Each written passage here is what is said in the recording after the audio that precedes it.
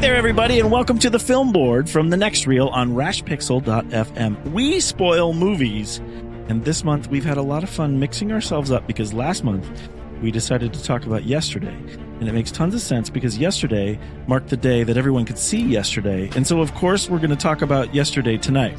Pete, what day will people be able to listen to yesterday's episode? 3 yesterdays from now. That's Tuesday? You'll get yesterday on Tuesday? I don't know who's counting. If today is Tuesday. If you're listening on Wednesday. If you're listening and today is Tuesday, welcome to yesterday. What happened? Electricity flicked off all over the world. Cheese! Yesterday, Ellie bought you a present. all my troubles seem so far away. Now it looks as though they're here to stay. Oh, I believe in yesterday. When did you write that? I didn't write it. Paul McCartney wrote it. The Beatles. Who? Do you guys like the Beatles? Oh, man. I love the Beatles. Oh, yeah. Big Beatles fan. I sure do. This movie has been described as a love letter to the legendary Fab Four, and much of the script comes off a bit like an Easter egg hunt for fan service to those deeply connected people to the emotion and resonance of Beatles music. We're going to get into it all and the mythology of this story that deletes the Beatles' legacy from existence. But first, since we have 3 of us present tonight, let's each call dibs on a favorite Beatle. I'll go last, so I'm pretty sure who I'll end up with. But first call on favorite Beatle goes to Steve Sarmento. George Harrison is actually my favorite, and there's a great documentary on Netflix that Martin Scorsese did. It's close to 3 hours. I really grew in my appreciation of George thanks to that documentary. Put you first for a reason. How about you, Pete? I also have great respect for George, but I am, in my heart of hearts, a Paul. You're a Paul. Yeah. So now I didn't expect that. I tried to engineer this order in for a reason. I tried to manipulate the order here because I'm usually was a Paul I a Ringo to you? Am I a Ringo to you, JJ? No. See, I just kind of assumed. Well, I did think we were going to have 4 tonight too, so that's kind of where I got messed up with this a little bit. But I kind of was. I was thinking that I was going to end with Ringo. But no, I'm you're a Paul totally. guy too. I think you're a John. Well, I'll be John now, which makes sense. But I was going to say Ringo because I think Ringo's really underrated. Totally. A lot of times. Yeah. And I think that what he brought to percussion is actually kind of something special that a lot of people don't give him credit for and all this stuff. But regardless, key point is I'm a Paul guy too. I'm glad we all have these different points there and stuff like that. So this is all about the Beatles. And then there's a great, or I shouldn't say great, we should talk about how we feel about the story here too. There's a really interesting story to talk about too and how this came to the cinema. So let's get into initial thoughts about yesterday. What'd you think, Pete? Yeah, I found myself. Okay, so Andy, who is not here, he was talking to me in our Discord channel, and he said, "What did you think of the movie?" And I said, either this movie is exceptional, or I am an idiot sap for this kind of stuff, because I'm hopeful that it's both. Because I found myself really transfixed by it. I think they use the music beautifully.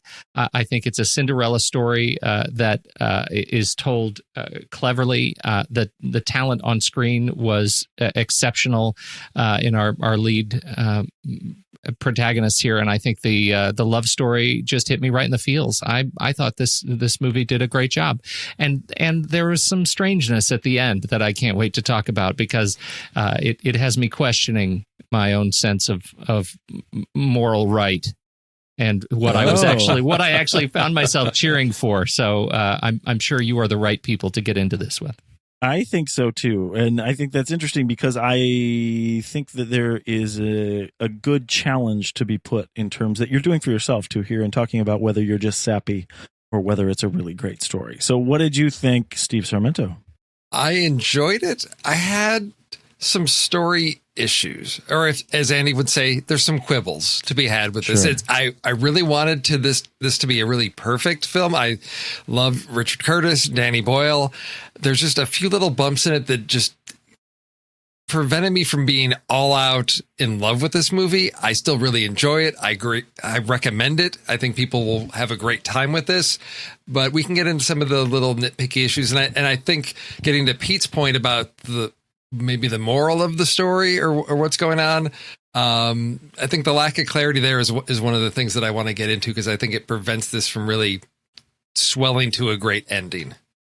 Yeah, and I think we all felt a little bit of a pee under our mattress with this, story in that, because I think it's meant to be something that's wrapped up nice and neat in a bow.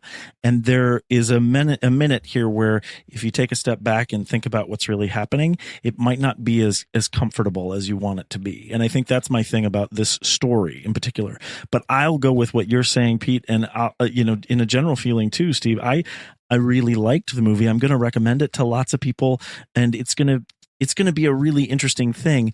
I want to compare it somewhere down the line to Across the Universe here as well, because in conversations that I've had with Tommy Handsome and some other people about Across the Universe, it's really interesting when you really try to infuse Beatles music with a story and what actually happens to what you do there. And I think there's so much that you can do to give, I mentioned in the intro here, the resonance and the experience of what the Beatles were doing, but something misses because the magic is really with that group. And that's kind of what the story is here. So before we get into any of the details here, let me give a quick synopsis of what's happening. We have Jack.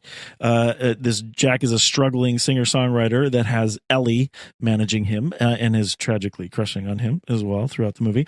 And then after they have this big gig and it goes poorly, he suggests that he's going to quit. But Ellie, of course, wants him to keep up with the dream. And then there's a freak accident. There's this global EMP. I don't understand what that is all about. But and of course, it's preceded by the legendary Wall of Sound, which I think is a nice tribute back to the Beatles there. But it knocks out all of anything operating on any power, and Jack is then hit by a bus. And he wakes up in a world where he is one of the terribly few people that remembers the Beatles music. He capitalizes on this and skyrockets to prominence as he records and performs some of the greatest pop music songs of all time. So, where do we start? I already am bringing up some of my quibbles with, whatever the science fiction aspect of it here. A fairy tale. It's a fairy tale. I think you have to take that approach to it. And that's fair. All three of us kind of brought up, what is the main store point of this story? Because we get a lot of Jack sort of weighing his shame about plagiarism, or then you get this, he has fame versus love. So are we learning through the story that love is the best choice because of the big leap that he has to take in the movie? Or is it telling us we should follow our dreams regardless? Or is it just telling us that the music industry is trash? What for you guys, let's start with you, Pete, because you alluded to this a little bit in your intro. What was the point of this story for you? Well, this is very much that Cinderella story that, where the guy he has these hopes and dreams and he's just about broken or we'll say the protagonist has these hopes and dreams just about broken, total, stretch of hopelessness, and ultimately is about to make the decision to do the thing that is positioned as the thing of like least resistance and possibly fueled by regret. He keeps saying, I guess I could go back to teaching, right? That's the thing I could do that would, I could make an income and it would be bleh. And then he is gifted great power in the form of this magical event that allows him to know all the Beatles, to remember the Beatles when nobody else can. And that is his transformation. And at some point it's going to strike midnight and he's going to have to come back to reality.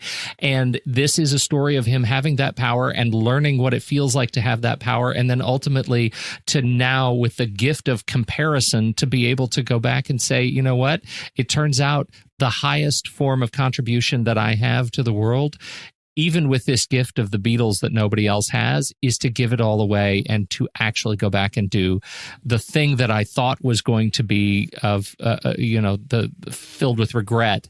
I'm going to teach. I'm going to do this thing. And to me, this movie was just infused with that feeling of appreciation for the arts, and to have that little coda at the end where we actually see him in the classroom was really delightful. And then to hear how Danny Boyle talked about this film and teachers, and how he actually intentionally did that, right? To celebrate teaching and to celebrate the arts. I thought that was really special. So this is that journey of Jack to to all come back around to where his heart was. And I think that was really special. It did so in a way, I just have to add as a preface to, I know the quibbles that you guys have about the sci-fi. It did so in a way that for me allowed me to skip all of those questions. I found it such a special experience that once I was asked by the film, don't ask anymore about why the lights went out. We know it's weird. Don't worry about it. It was super easy for me to forgive everything else. And I think that's a total fair point. But in these kinds of movies, like we talk about Happy Death Day and talk about the turn off the lights, right? They use it as a thing throughout the film. The mythology of that, or connecting those dots for me, is something that I really like about movies. So again, you're right. This is Cinderella. We shouldn't ask those questions, but at some point, like, why are there 3 people that remember the Beatles? Yeah, and I think that's a great question, and ultimately kind of a useless one. And I think that part of, and JJ, I'm totally with you, because I'm one of those guys. I like to retrace, to follow the breadcrumbs. Yeah. But I think the movie was pretty intentional about saying, don't follow the breadcrumbs. Right. That's fair. They have this conversation between them on the hospital bed that I think is really special, where she says, nobody gets it. Nobody understands why. We're just going to move forward. We're going to hang a lantern on this. And to me, that was instructional. That allowed me to just kind of hang up that side of my head and focus instead on the love story, on the mechanics of the music, leading me into the montages. I mean, I thought it was great. I'm not hung up on the sci-fi, because I'm willing to let that go and approach this as a fairy tale. So I'm fine with that. It's an inexplicable global event, and I can let that go and I can accept that. And I think that's fine.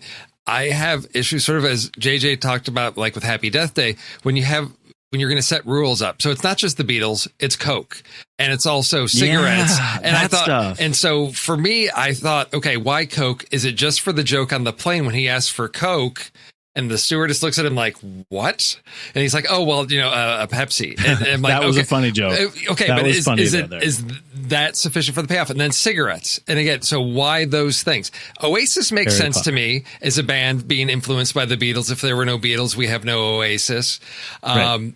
But, why cigarettes and Coke? So that troubled me. And then the other issue with the Oasis in the story is, it's such a key pivotal moment between Jack and Ellie that's brought up multiple times, and there's no payoff to that point. I fully expected him to bust out singing Wonderwall at one point to win her back, because that's the core. Because that's the song that initially won her. What a great thing. It's the foundation to that. And I thought, because Oasis isn't there, he knows that song.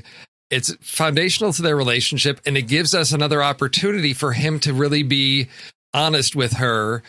And maybe he woos her with that song and has to tell her that that's not the song. He didn't actually write that song out. So those are the story quibbles I have. Not so much the fairy tale aspect of it. It was more structural pieces in terms of their relationship and then the rules within the universe. Yeah, I can 100% see that, Steve. And in fact, it's one of the things that, like, as he finished playing All You Need Is Love, and the brass band, kind of clears off the stage, right? And he starts his thing. I'm with you. Like, my emotional momentum would have been fulfilled with that sort of punchline.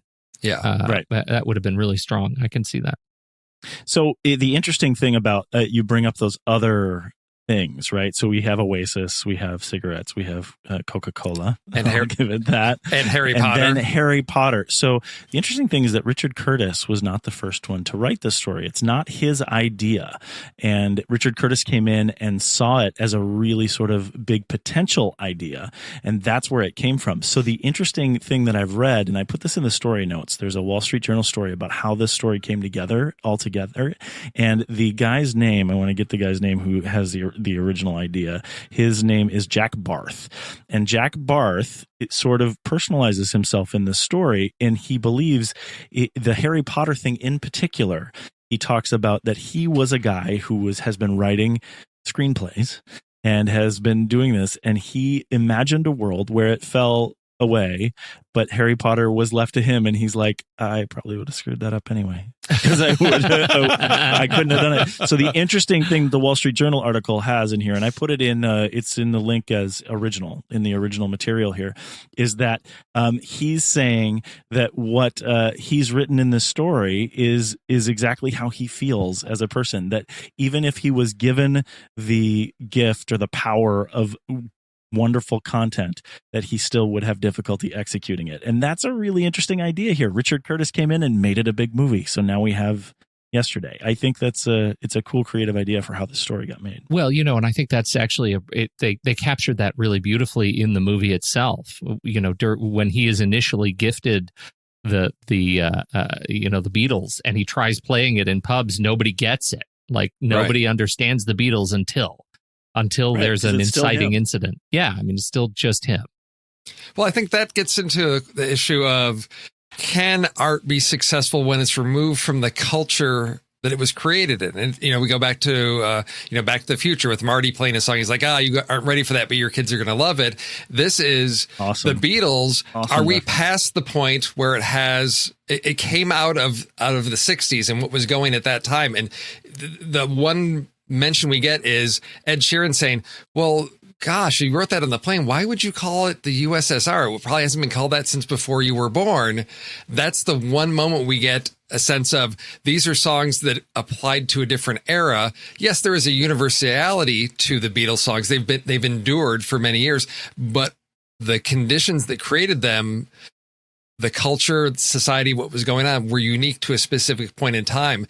And they don't really get into that. They do touch on, you can't sort of just walk in somebody's shoes. You can't write these songs unless you've been to these places. There's that. I like that. That piece. I like that idea. But it really, I struggle with the idea of these early Beatles songs from the 60s being top Billboard hits in 2019 is in a world that is so much more, especially youth culture, in such a different place than it was in the 60s. Is a song about I Want to Hold Your Hand going to resonate with kids nowadays? Well, how did you guys feel about Across the Universe? Because this is, that's the same issue, right? I mean, you bring up the fact that this was of a time and place. It was of the 60s. And I think the interesting thing about Across the Universe is that it's a patchwork story that's made, that it's more like a musical review of Beatles songs. And that's kind of the thing. Like, you can have lots of quibbles with the story. The story kind of falls apart when they're, naming all the characters after the different people from Beatles songs, all this stuff.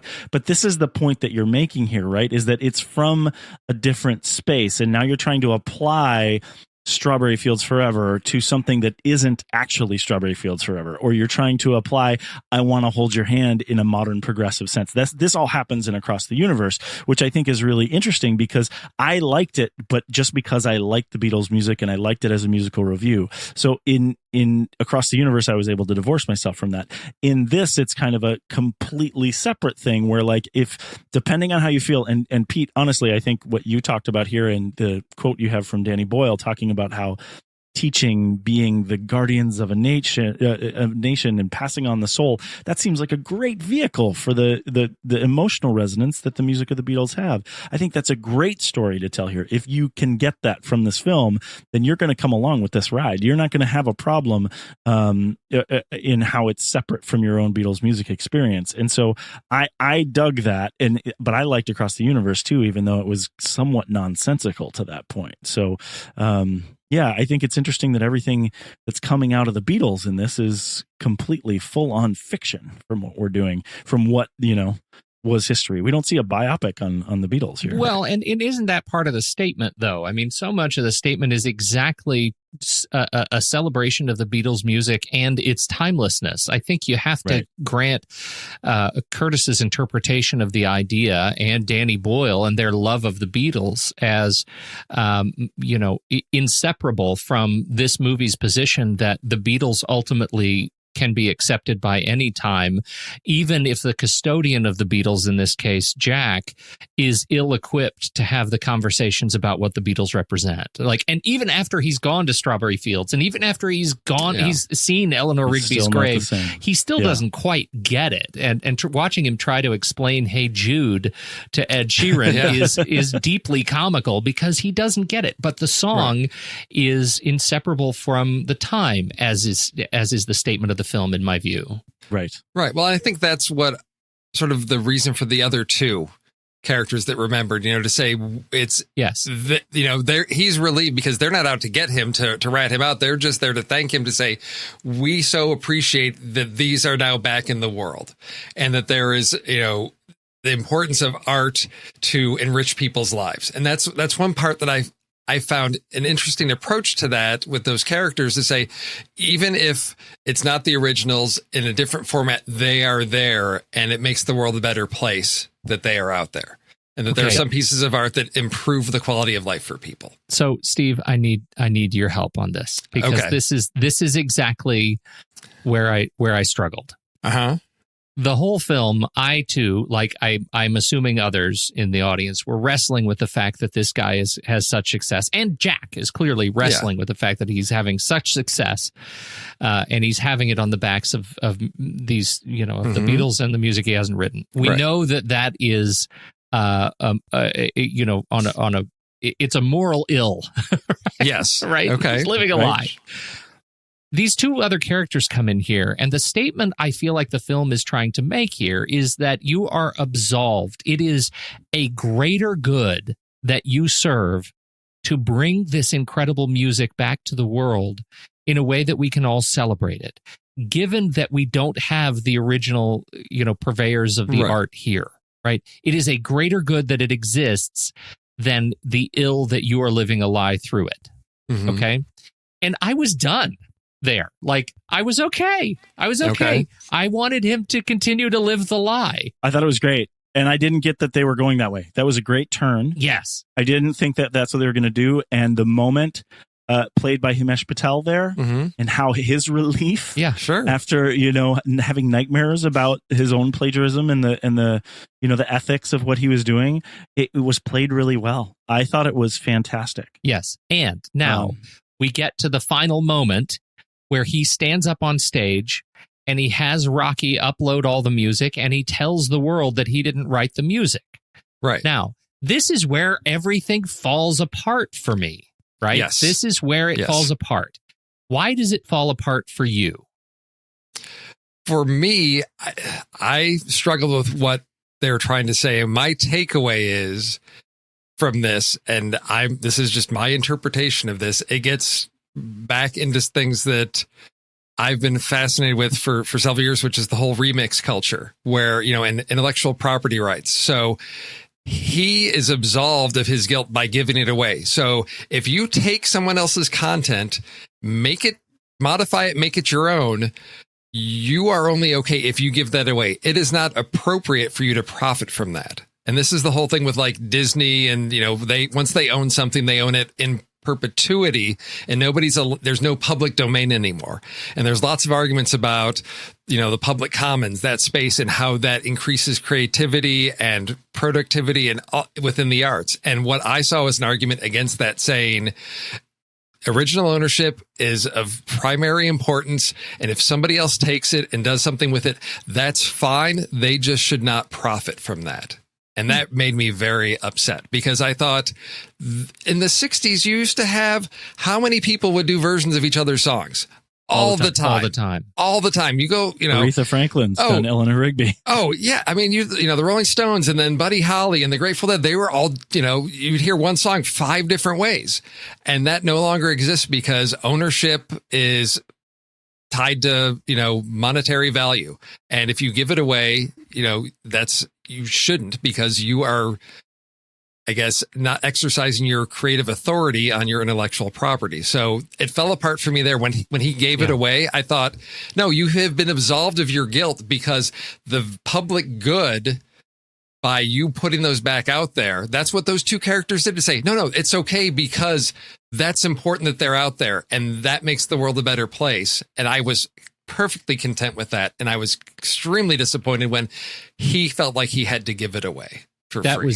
That was absolutely what I was hoping that you would say, because that is put into words exactly what I felt. This felt like a remnant of the Hays Code. You know what I mean? Like where, you know, we would have this morality code where, you know, we just did this in the Hitchcock movie with the kissing, the 3 minutes of kissing. And we just talked about it. I can't remember it is. Anyway, it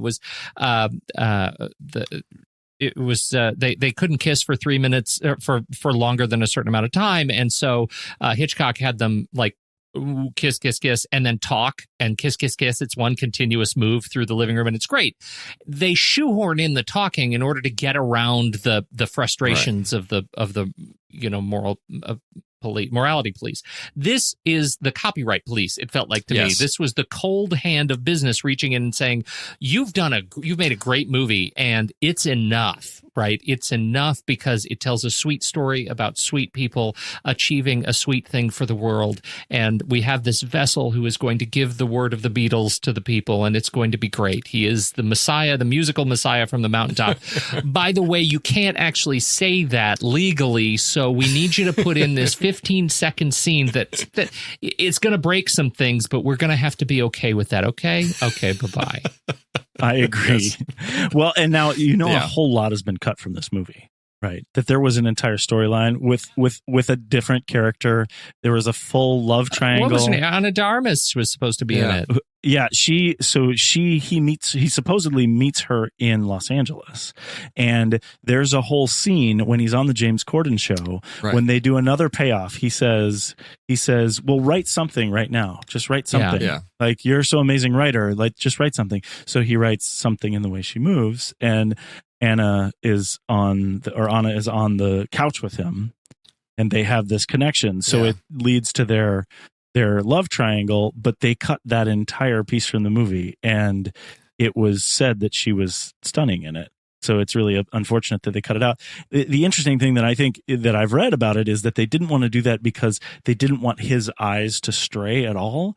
And I think that's really interesting because I never got the feeling that Himesh Patel liked anyone in the movie ever. At no point did I find he had any chemistry with anyone involved, because he was just sort of this irreverent, sort of, flighty, gregarious songwriter, and that everybody wanted to be a part of him, and he didn't want to be a part of anyone else. Yeah, I mean, Ellie's whole conversation about, you've put me in this column. I mean, that gets to me, that set up the whole thing of it, since they've known each other since 7th grade. So his whole perception of her is, you're my manager, you're my friend. There is no romantic piece there. Right. So straying. Yeah. Yeah. So it created an interesting dynamic that I found intriguing, with the reveal of, she'd been waiting for 20 years for him to realize that, she's in love with him, and he hasn't done that because he's been on his, quest to be, it's been his music, has been his primary love. So, but wait a minute. There's a bigger question there for both of you guys, though. The fact that he didn't demonstrate any sort of romantic intention with Ellie or anybody else is sort of separate from the fact that I wanted him to. Right. Yeah. So that was paid off. Did you see that? Like, did you feel that way? Did he know that Ellie was being played by Lily James? Because I would like to tell him that he should stand. I mean, Rocky tried to tell him, like, what were you waiting for, dude? Yeah. Like, she's amazing. Amazing.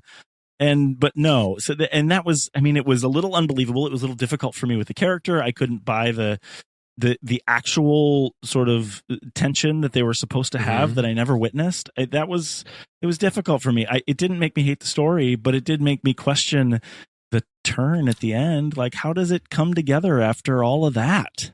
Yeah.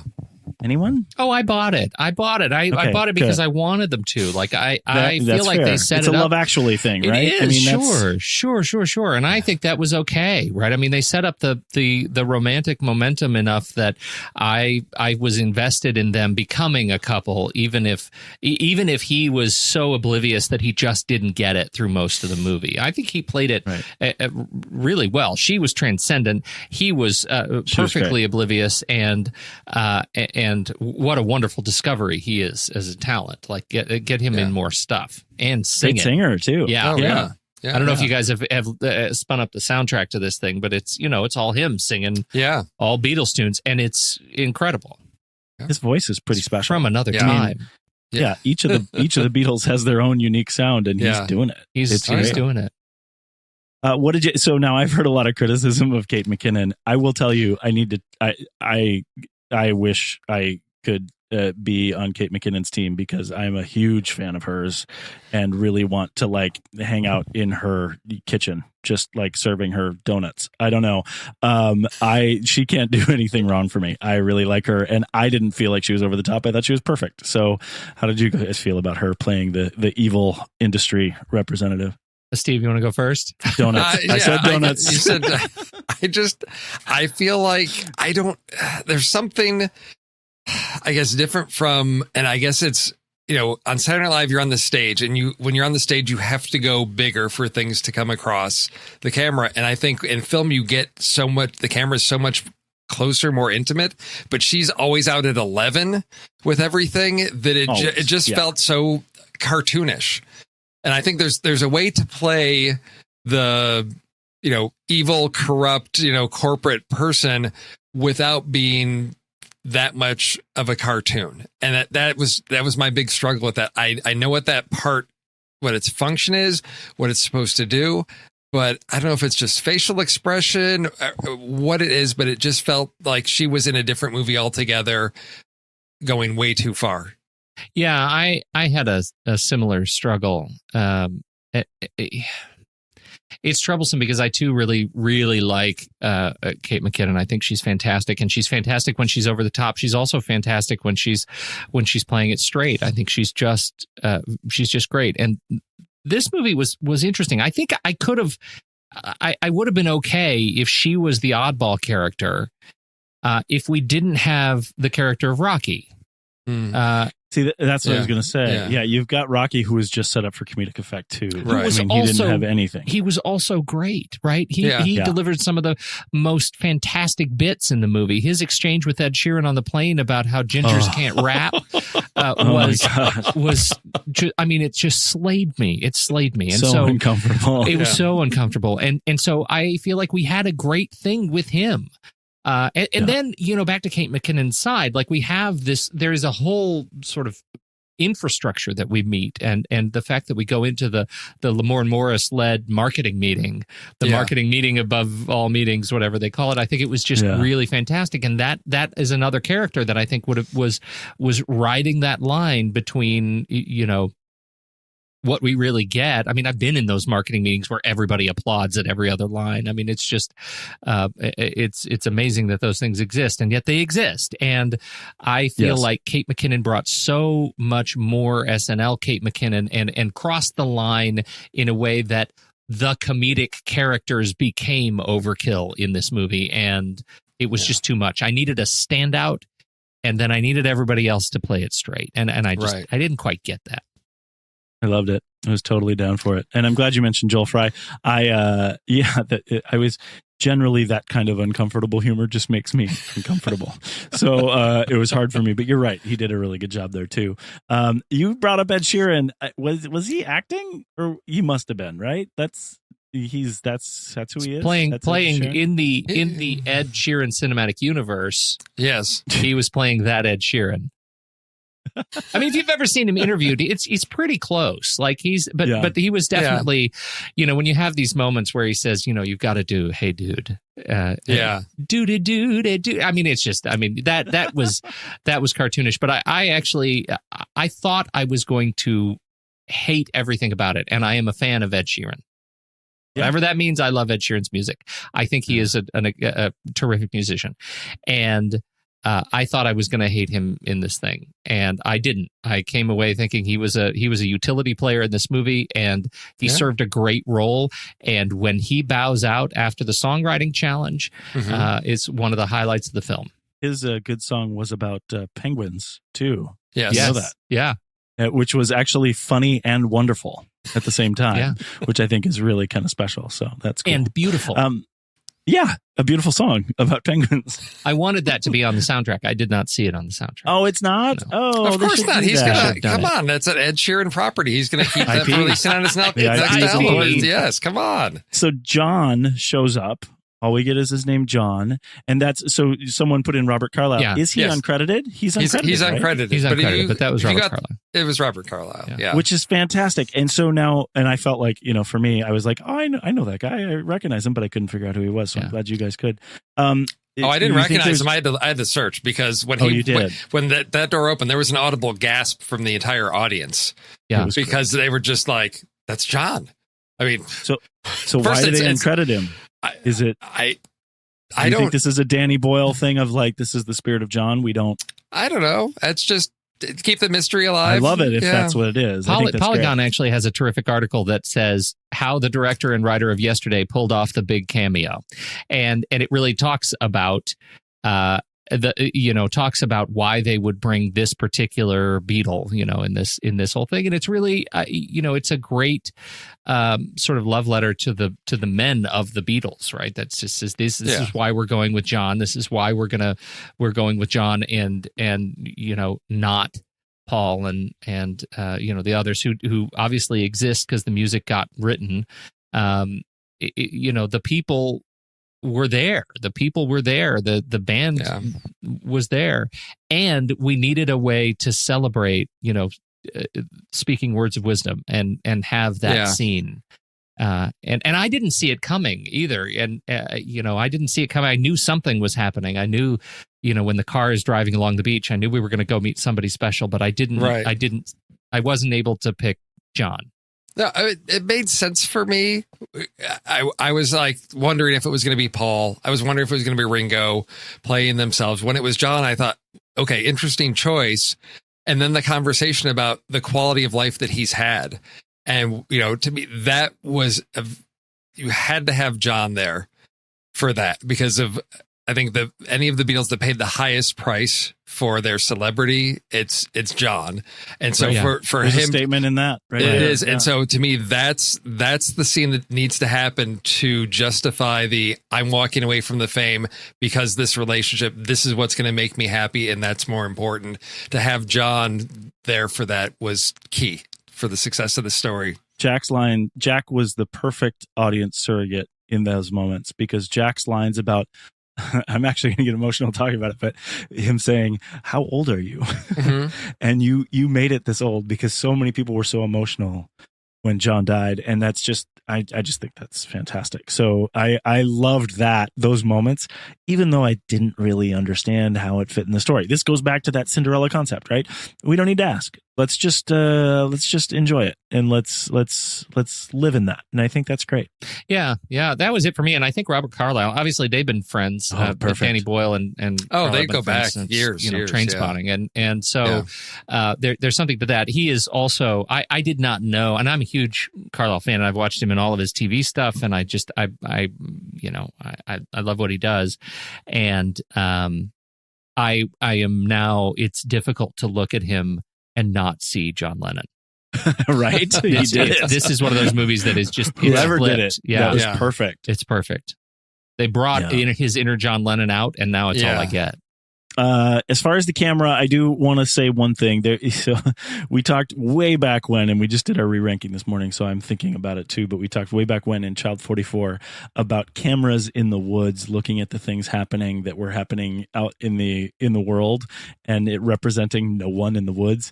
The camera did that a couple times in this movie, which bothered me. And it did it for the sake of art, right? We wanted a motion control shot that followed people as they walked along the beach, and we wanted something in the foreground to dirty the frame. But in general, it didn't represent anyone in the story. Right. So it made for a really weird third person choice. I don't know whose choice that was, but that kind of stuff bothers me when it's in movies. It totally took me out of the movie. I was like, oh, who's watching them? who's spying on them as they're moving around here? So did you guys have any other camera things that you thought were interesting in this? Well, I mean, it's funny to see a movie like this that it felt it felt like it was shot big, and some of those sequences you're talking about, JJ, those are generally, they look great on a big screen, even if they're taking you out of the film. It's shot big, and the sequences that celebrate the music, the rooftop concert sequence, I thought was just exceptionally beautiful. I'm a big fan of Christopher Ross. We've talked about him on the show in Room, which was a film we covered on the Speakeasy, and he was camera behind a number of episodes on one of my very favorite television shows, Misfits, on BBC. So I'm an unabashed fan of this guy's camera work, and I think him working with Danny Boyle was just a great mix, even if the camera ended up being an out-of-body experience in some sequences. Some of the helicopter or drone shots, whatever they were, I'm assuming a drone for cost efficiency now, of the concert. Well, some of the stuff on the beach was actually definitely cable cam type thing. Yeah, really? I could tell. Oh yeah, you had the pre-concert shots as they were either panning left to right, and you saw they actually had shots where they had the background actors waving up and saying hello to the camera. Yeah. That stuff was definitely suspended cables, but they didn't use it a lot. They didn't use it in the concert scenes at all. So they paid for it, but they didn't shoot it, which I thought was really interesting. Well, that's really interesting. I wanted to comment on that and see what you thought of how they shot the concert stuff, because the concert stuff, I didn't notice any of the cable stuff, and I know you've shot cable in concerts. I was curious why they would not have done that, because it seemed like a perfect opportunity to really showcase the music and do it in a way that we're already accustomed to visually. They kept everything on the ground. Here's my guess. I don't think it looked big enough. I think they wanted it to look really big. Yeah. And so I think they pulled back when they did crowd shots, they did wides. We did see that one that I'm mentioning before the concert starts that gives us a sense of place, right? That's the whole idea. And are you talking about the rooftop one or Wembley or what? I think it's the rooftop concert. Yeah, at the hotel. And they do a pan that's a suspended, like a cable cam shot across the crowd. And the crowd doesn't look very big. It's like, it gives you the sense of place of this pre-assembly type of thing. But when Jack comes out, they want it to be big. They want it to have the Wembley feeling without Wembley. Yeah. Right? I mean, that's the whole idea. This is supposed to be his debut. So my guess is that they looked at it and it didn't look as big as they wanted it to, especially if they shot it on location at the beach. So then they decided to do wides and intimates. So that's all you have, is you have a lot of Jack saying, that he comes out and does help and, help me and all this stuff, which I thought was great, an emotional connection to what he's going through. But then they did this they would do not big wides. They didn't show you the whole crowd, but they filled the screen with faces.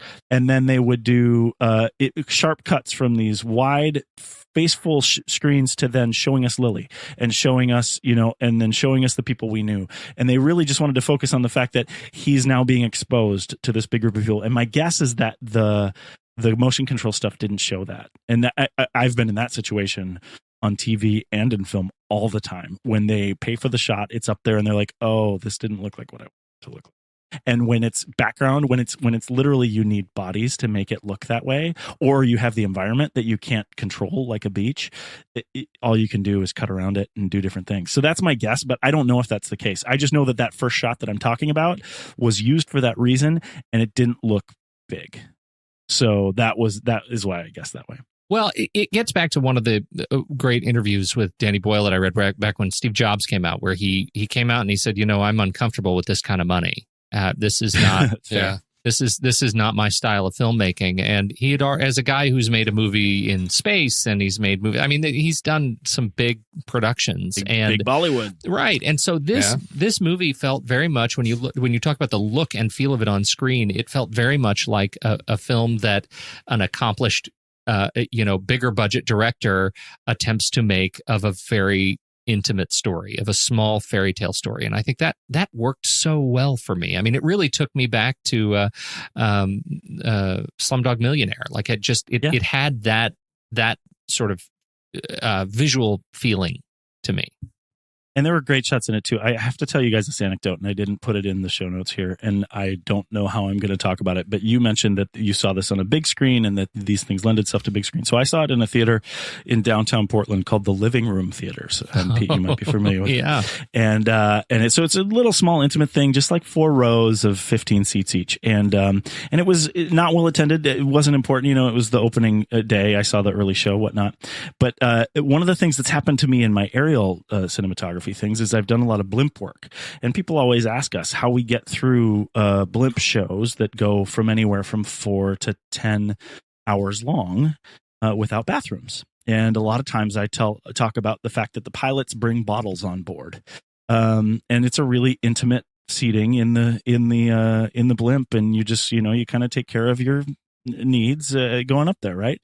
Well, this is the first time that I've ever been in a theater and someone did that in the back row. Oh, What? wow! And I was in Portland in the living room theaters, and I have just me and a woman in the row next to us, and I look over at her, and the guy is clearly visible. And I only bring this up because this is the theater experience, but I'm in this small intimate cinema, and there's this old man who's just, and you can hear it very plainly over the film that he's peeing in a cup behind me, and you turn around. We don't have barriers. They're like tiny seats, and I can see the guy. He can see me. Why? What is that? No. Was he ambulatory? Like, could he walk? He was standing, so I assume so. I don't. Well, yeah, like how he's. Oh man, it was so. The woman and me in our row were just like, what? And then the credits are rolling, and she and I just stayed there. I'm like, did he just? And she said, yes, he did. It was the weirdest thing. Why? Like, literally, they're just outside. You're going to miss 5 minutes of the movie.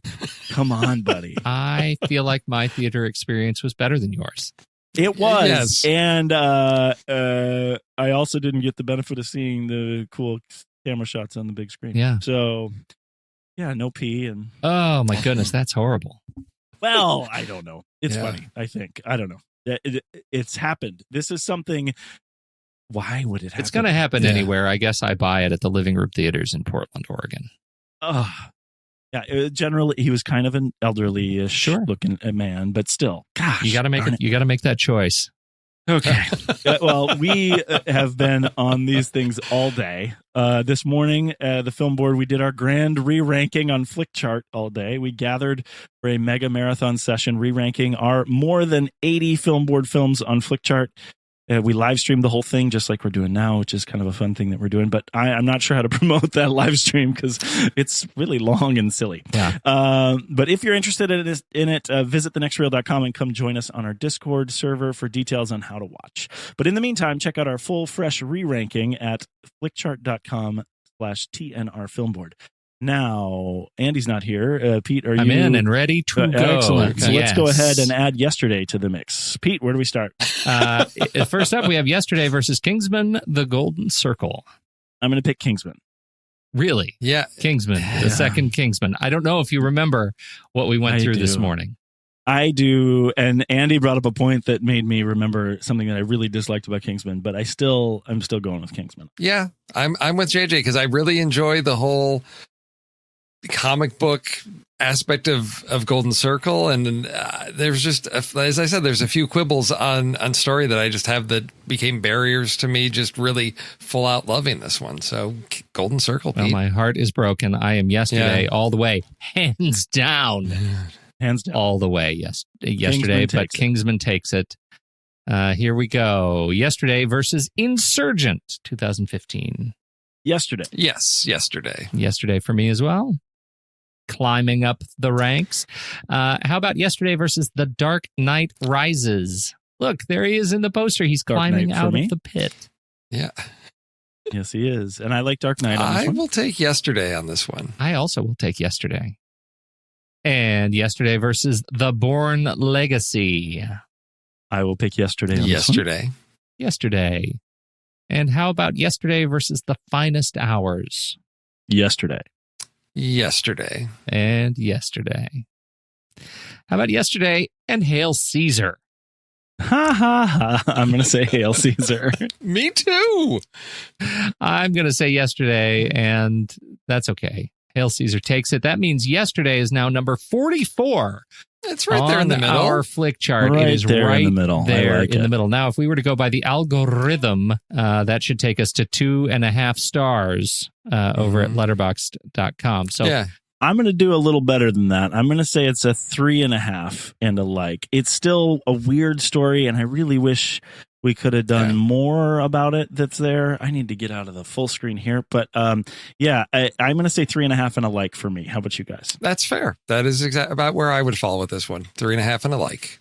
I on my own flick chart, we didn't even ask where it ended up on your own flick charts. On mine, it ended up at 160 out of 1,094. It performed very, very well. And so, again, on the algorithm, this should be a 4.5 star movie over on Letterboxd. I'm going to knock it down a half star. That ending bit, the cold hand of the copyright code reaching into this movie, really burned me at the end, in spite of a lot of great, great stuff going on in this movie. So, I am 4 stars and a like.